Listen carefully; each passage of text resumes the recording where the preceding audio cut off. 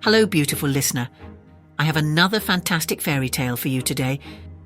So sit back, relax, and if you enjoy this story, please hit that like button and don't forget to subscribe for more terrific tales.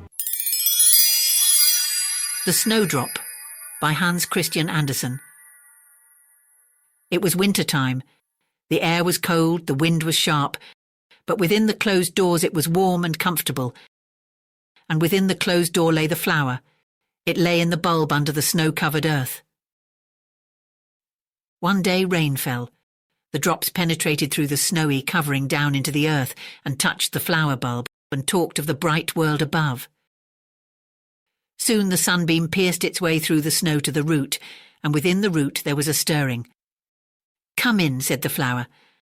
"I cannot," said the sunbeam. "I am not strong enough to unlock the door. When the summer comes, I shall be strong." "When will it be summer?" asked the flower, and she repeated this question each time a new sunbeam made its way down to her. But the summer was yet far distant. The snow still lay upon the ground, and there was a coat of ice on the water every night. "What a long time it takes, what a long time it takes," said the flower. "I feel a stirring and striving within me. I must stretch myself. I must unlock the door. I must get out. I must nod a good morning to the summer, and what a happy time that will be." And the flower stirred and stretched itself within the thin rind which the water had softened from without, and the snow and the earth had warmed, and the sunbeam had knocked at. And it shot forth under the snow with a greenish-white blossom on a green stalk, with narrow, thick leaves which seemed to want to protect it.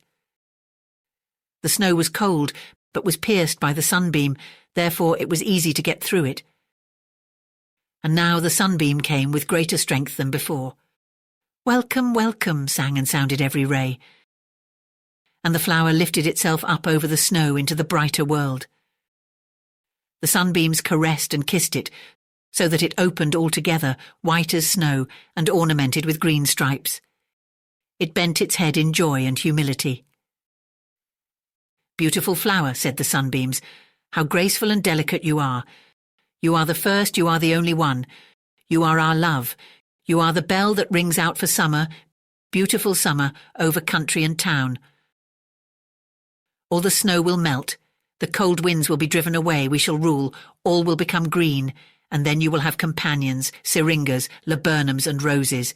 But you are the first, so graceful, so delicate." That was a great pleasure.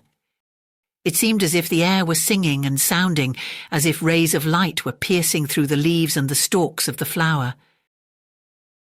There it stood, so delicate and so easily broken, and yet so strong in its young beauty. It stood there in its white dress with the green stripes and made a summer. But there was a long time yet to the summertime. Clouds hid the sun, and bleak winds were blowing. "You have come too early," said wind and weather. "We have still the power, and you shall feel it and give it up to us. You should have stayed quietly at home and not have run out to make a display of yourself. Your time has not come yet." It was a cutting cold. The days which now come brought not a single sunbeam. It was weather that might break such a little flower in two with cold. But the flower had more strength than she herself knew of. She was strong in joy and in faith in the summer, which would be sure to come, because it had been announced by her deep longing and confirmed by the warm sunlight. And so she remained standing in confidence in the snow in her white garment, bending her head even while the snowflakes fell thick and heavy and the icy winds swept over her. "You'll break," they said, "and fade and fade. What did you want out here? Why did you let yourself be tempted? The sunbeam only made game of you. Now you have what you deserve, you summer gawk." "Summer gawk," she repeated in the cold morning hour. "Oh, summer gawk," cried some children rejoicingly. "Yonder stands one. How beautiful, how beautiful. The first one, the only one." These words did the flower so much good, they seemed to her like warm sunbeams. In her joy the flower did not even feel when it was broken off. It lay in a child's hand and was kissed by a child's mouth and carried into a warm room and looked on by gentle eyes and put into water. How strengthening, how invigorating. The flower thought she had suddenly come upon the summer. The daughter of the house, a beautiful little girl, was confirmed, and she had a friend who was confirmed too. He was studying for an examination for an appointment. "He shall be my summer gawk," she said, and she took the delicate flower and laid it in a piece of scented paper on which verses were written, beginning with summer gawk and ending with summer gawk. "My friend, be a winter gawk."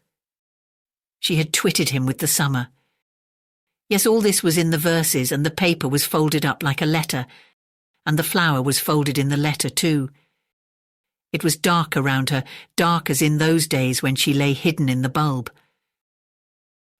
The flower went forth on her journey, and lay in the post-bag and was pressed and crushed, which was not at all pleasant. But that soon came to an end. The journey was over, the letter was opened and read by the dear friend. How pleased he was! He kissed the letter, and it was laid with its enclosure of verses in a box in which there were many beautiful verses, but all of them without flowers. She was the first, the only one, as the sunbeams had called her, and it was a pleasant thing to think of that. She had time enough, moreover, to think about it. She thought of it while the summer passed away, and the long winter went by, and the summer came again before she appeared once more. But now the young man was not pleased at all. He took hold of the letter very roughly and threw the verses away so that the flower fell on the ground. Flat and faded she certainly was, but why should she be thrown on the ground? Still, it was better to be here than in the fire where the verses and the paper were being burnt to ashes. What had happened? What happened so often? The flower had made a gawk of him. That was a jest. The girl had made a fool of him, but that was no jest. She had chosen another friend during the summer. Next morning, the sun shone in upon the little flattened snowdrop that looked as if it had been painted upon the floor. The servant girl, who was sweeping out the room, picked it up and laid it in one of the books which were upon the table, in the belief that it must have fallen out while the room was being arranged. Again the flower lay among verses, printed verses, for they are better than written ones. At least, more money has been spent upon them. And after this years went by. The book stood upon the bookshelf, and then it was taken up and somebody read out of it. It was a good book, verses and songs by the old Danish poet Ambrosius Stubb, which are well worth reading. The man who was now reading the book turned over a page. "Why, there's a flower," he said. "A snowdrop, a summer gawk, a poet gawk. That flower must have been put in there with a meaning. Poor Ambrosius Stubb, he was a summer fool too. He came too early before his time, and therefore he had to taste the sharp winds and wander about as a guest from one noble landed proprietor to another, like a flower in a glass of water, a flower in rhymed verses. Summer fool, winter fool, fun and folly. But the first, the only, the fresh young Danish poet of those days. Yes, thou shalt remain as a token in the book. Thou little snowdrop, thou hast been put there with a meaning." And so the snowdrop was put back into the book, and felt equally honoured and pleased to know that it was a token in the glorious book of songs, and that he who was the first to sing and to write had been also a snowdrop, had been a summer gawk, and had been looked upon in the winter time as a fool. The flower understood this in her way, as we interpret everything in our way. That is the story of the snowdrop. Thank you for listening. I hope you enjoyed this story, and if you did, let me know in the comments. Hit that like button to help share it with others. And don't forget to subscribe for more terrific tales.